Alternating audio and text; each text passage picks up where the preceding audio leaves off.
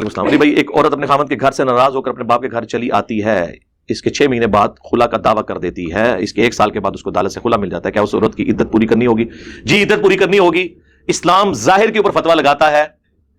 چاہے وہ کہیں کہ نہیں ہم آپس میں ملے نہیں، جو بھی ہے، جوڈیشری میں قانون شہادت ہوتا ہے،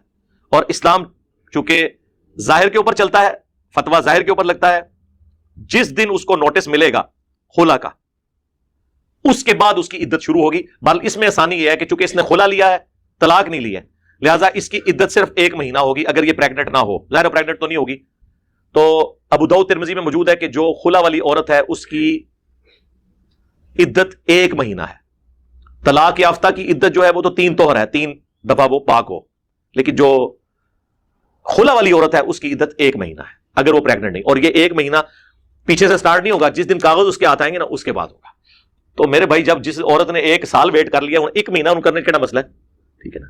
ہاں، تو یہ اسلام میں حکمت ہے ان چیزوں کے اندر، ادروائز پھر بڑے مسئلے کھڑے ہو جاتے ہیں۔ انہی مسئلوں کی وجہ سے میں کہتا ہوں نا کہ اگر